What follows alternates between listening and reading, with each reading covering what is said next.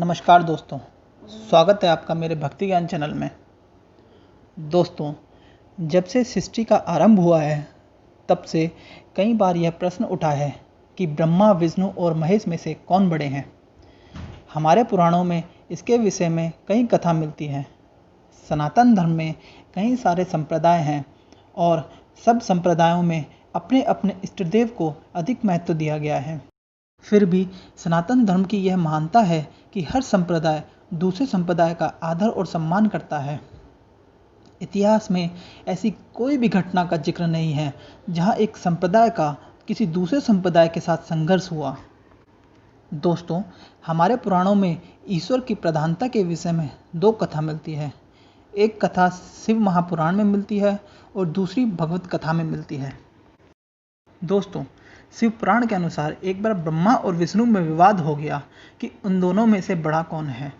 जब विवाद इतना बढ़ गया कि उन दोनों में युद्ध की नौबत तक आ गई, तब उन दोनों के मध्य एक बड़ा सा अग्नि स्तंभ प्रकट हो गया। अब उन दोनों ने यह निश्चय किया कि जो भी पहले इस अग्नि स्तंभ के अंत को पालेगा वही श्रेष्ठ होगा। दोस्तों, इसके बाद भगवान विष्णु उस स्तंभ के अंत को पाने के लिए नीचे की ओर गए और ब्रह्मा जी ऊपर की तरफ गए। दोनों में से कोई भी उस अग्नि स्तंभ के अंत को पाने में सफल नहीं हुआ। भगवान विष्णु ने तो अपनी हार स्वीकार कर ली, परंतु ब्रह्मा जी ने असत्य कहा कि उन्हें अंत मिल गया, इसलिए वे ही श्रेष्ठ हैं। दोस्तों, ब्रह्मा जी के मुख से असत्य सुनकर उस अग्नि स्तंभ में से शिवजी प्रकट हुए और उन्होंने ब्रह्मा जी के 5 मुखों में से जो मुख असत्य बोला था उसे काट दिया और यह श्राप दिया कि संसार में उनकी पूजा नहीं होगी। इसी प्रकार भगवान विष्णु से प्रसन्न होकर शिवजी ने उन्हें अपने समान पूजे जाने का वरदान दिया। दोस्तों, यह कथा शिव पुराण की है जिसके अनुसार शिवजी सबसे बड़े हैं। दोस्तों, इसी प्रकार श्रीमद् भगवत कथा के अनुसार एक बार सप्तऋषियों में यह चर्चा हो रही थी कि ब्रह्मा, विष्णु और महेश में से कौन बड़े हैं। इसलिए उन्होंने त्रिदेवों की परीक्षा लेने का सोचा और यह कार्य भृगु ऋषि को सौंपा। अपने इस उद्देश्य से भृगु ऋषि परमपिता ब्रह्मा के पास गए और उन्होंने उनका अपमान किया। इस अपमान से ब्रह्मा जी क्रोधित हो गए और वहां से जाने को कहा। इसके पश्चात भृगु ऋषि शिवजी के पास गए और उन्होंने शिवजी का भी अपमान किया। इसके बाद शिवजी मुस्कुरा दिए और उन्हें वहां से जाने को कहा। फिर भृगु ऋषि भगवान विष्णु के धाम वैकुंठ गए, जहां भगवान विष्णु अपनी शेष शैया पर विश्राम कर रहे थे। दोस्तों, महर्षि भृगु ने जाकर सीधे भगवान विष्णु के वक्षस्थल पर लात मारी।